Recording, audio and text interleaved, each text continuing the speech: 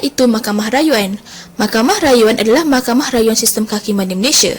Mahkamah ini diwujudkan pada tahun 1994 sebagai sebahagian dari pembaharuan yang dibuat kepada Badan Kehakiman untuk mewujudkan Mahkamah Rayuan peringkat kedua selepas Majlis Privy yang menarik kepada United Kingdom telah dimasukkan pada tahun 1985. Dari segi hierarki atau kedudukan mahkamah di Malaysia, Mahkamah Rayuan adalah mahkamah kedua tertinggi di bawah Mahkamah Persekutuan. Mahkamah ini diketuai oleh Presiden Mahkamah Rayuan, iaitu orang kedua yang paling penting dalam Badan Kehakiman Malaysia selepas Ketua Hakim Negara. Dalam Seksyen 50 bidang kuasa untuk mendengar dan memutuskan rayuan jenayah, Mahkamah Rayuan mempunyai bidang kuasa mutlak untuk mendengar dan memutuskan apa-apa rayuan terhadap apa-apa keputusan yang dibuat oleh Mahkamah Tinggi. Permohonan bagi kebenaran di bawah Subseksyen Kurungan 2 hendaklah dibuat dalam tempoh 14 hari selepas tarikh keputusan Mahkamah Tinggi itu, serta apa-apa notis rayuan oleh pendakwa raya hendaklah diberikan oleh atau dengan persetujuan bertulis pegawai itu sahaja. Di dalam Seksyen 51 notis rayuan, tiap-tiap rayuan hendaklah melalui notis bertulis yang hendaklah difailkan dengan pendaftar mahkamah. Rayuan hendaklah dibuat di tempat sama serta diberikan tempoh 14 hari selepas tarikh keputusan itu. Tiap-tiap notis rayuan hendaklah menyatakan dengan ringkas isi penghakiman yang dirayukan serta mengandungi alamat apa-apa notis atau dokumen yang berkaitan dengan rayuan itu yang boleh disampaikan kepada perayu atau kepada peguam belanya. Jika rayuan itu diberikan secara lisan di bawah Seksyen 54, rayuan hendaklah ditandatangani oleh perayu atau peguam belanya dengan syarat bahawa dalam hal suatu rayuan di bawah Subseksyen 50/2, pengiraan tempoh 14 hari yang disebut terdahulu hendaklah bermula dari tarikh sebaik selepas kebenaran diberikan oleh Mahkamah Rayuan. Seksyen 52 Record Proceeding menjelaskan apabila satu notis rayuan telah difailkan, sekiranya hakim yang membuat keputusan belum lagi menulis penghakimannya, hendaklah dia merekodkan secara bertulis alasan keputusannya.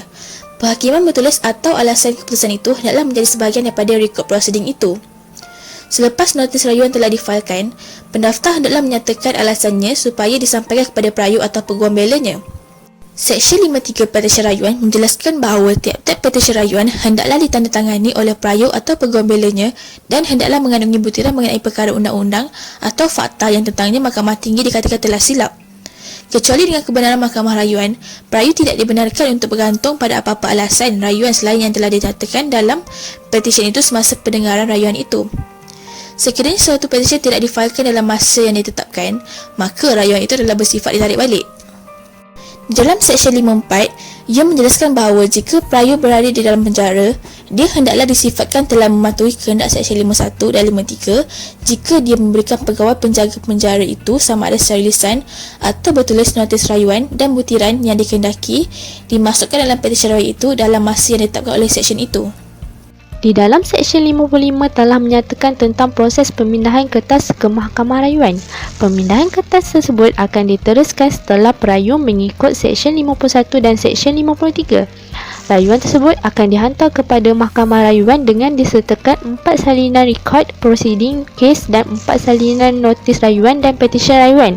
Manakala satu salinan rekod proceeding serta salinan notis dan petisyen rayuan diberikan kepada responden atau peguam bela. Bagi Seksyen 56, Mahkamah Rayuan boleh membenarkan perayu membuat rayuan yang sebelumnya dihalang membuat sedemikian kerana mereka tidak mematuhi formaliti atau kehendak akta supaya mereka mendapatkan keadilan yang substansial. Manakala Mahkamah Rayuan boleh melanjutkan masa yang telah ditetapkan dalam Seksyen 51 atau Seksyen 53. Untuk Seksyen 56A, sekiranya Mahkamah Rayuan mengeluarkan waran terhadap tertuduh yang telah dibebaskan melalui rayuan yang telah dibuat, maka tertuduh boleh ditangkap dan dipenjarakan sementara menunggu keputusan rayuan atau dibenarkan untuk mengikat jamin.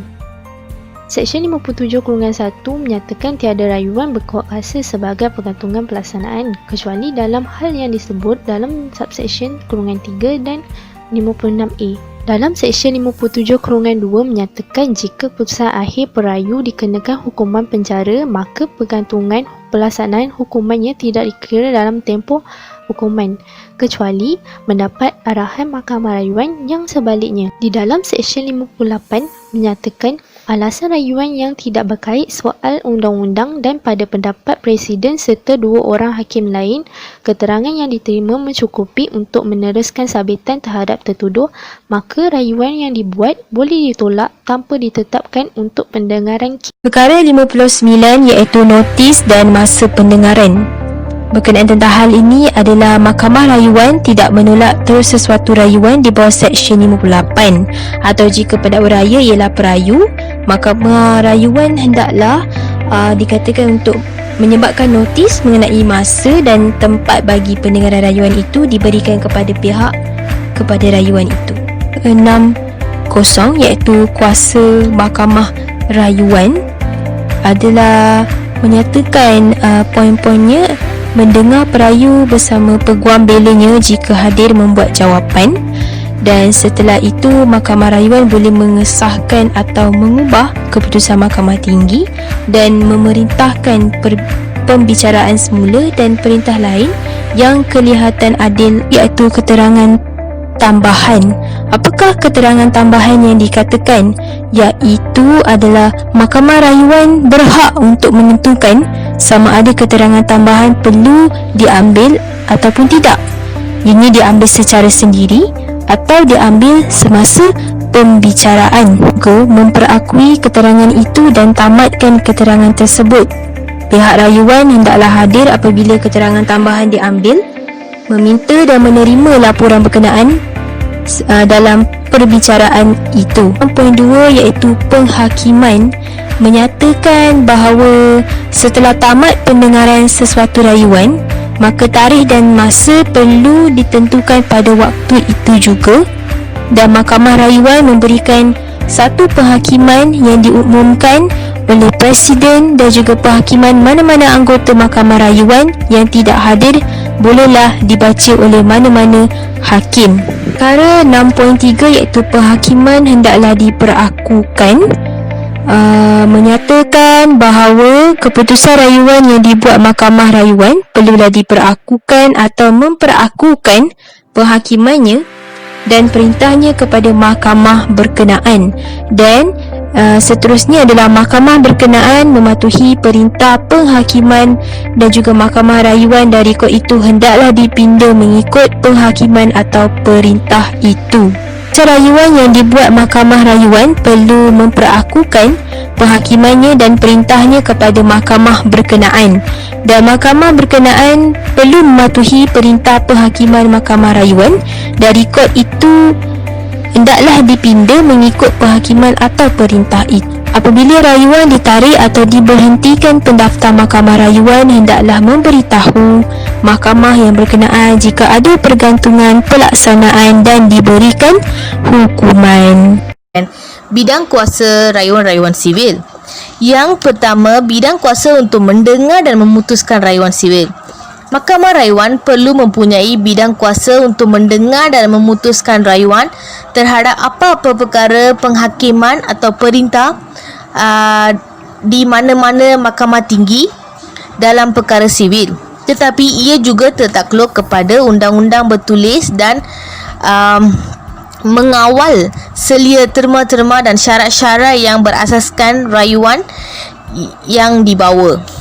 Seterusnya, kita akan membincangkan tentang perkara-perkara yang tak boleh dirayu dalam Mahkamah Rayuan, iaitu apabila amount atau nilai hal perkara dalam tuntutan iaitu tidak termaksud bunga kurang daripada RM250 kecuali dengan kebenaran Mahkamah Rayuan.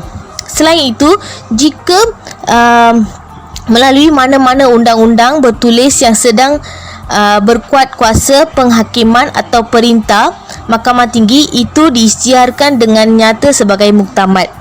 Ini adalah perkara-perkara yang tak boleh dirayu di Mahkamah Rayuan. Bagi pendengaran rayuan pula, rayuan kepada Mahkamah Rayuan hendaklah dengan cara pendengaran semula, dan berhubung dengan rayuan itu Mahkamah Rayuan hendaklah mempunyai segala kuasa dan kewajipan Mahkamah Tinggi tentang pindaan atau selainnya, serta kuasa budi bicara sepenuhnya untuk menerima keterangan lanjutan melalui pemeriksaan lisan di dalam mahkamah.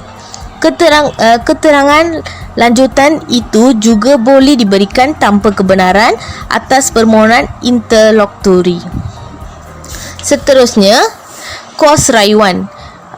Mahkamah rayuan boleh membuat apa-apa perintah tentang keseluruhan atau mana-mana bahagian kos rayuan atau kos di mahkamah bawahan sebagaimana yang adil.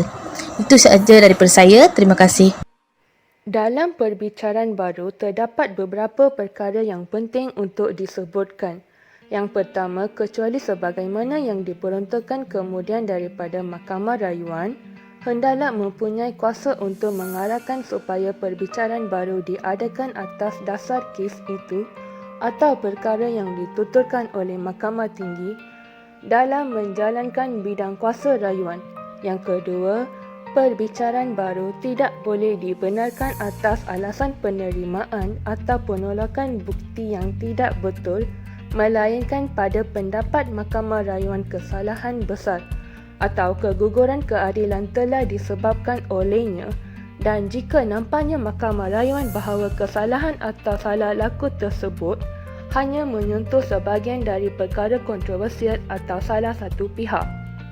Yang ketiga ialah perbicaraan baru boleh diperintahkan untuk sebarang pertanyaan tanpa mengganggu penemuan atau keputusan mahkamah bahawa mengenai perkara lain. Seterusnya, kesilapan tidak material.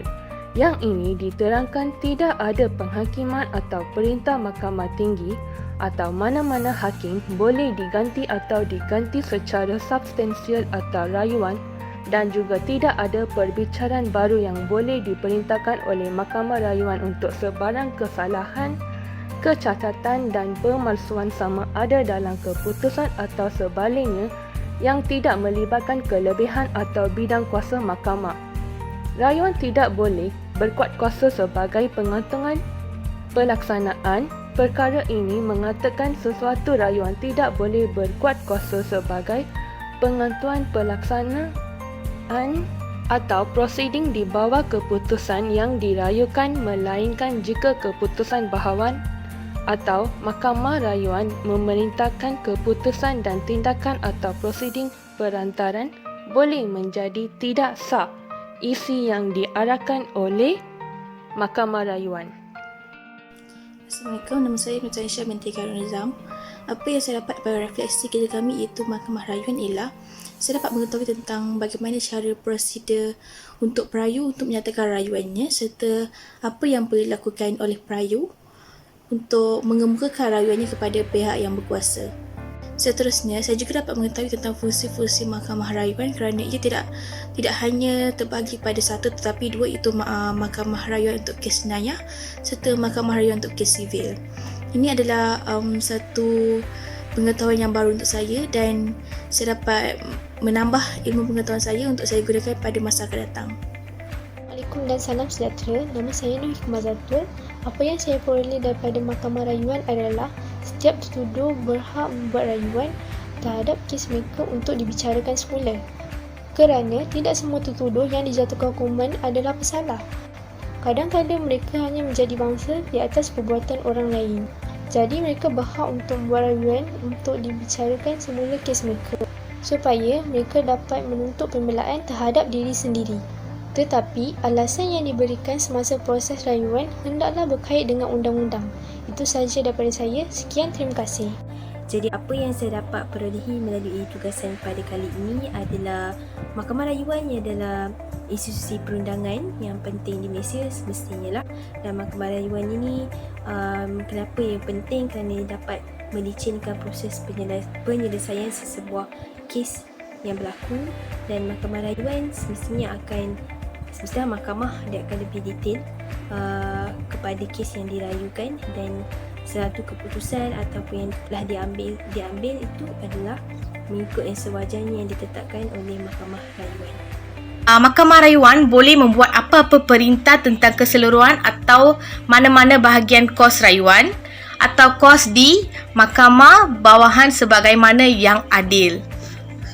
Oleh itu, saya memutuskan bahawa Mahkamah Rayuan mempunyai sifat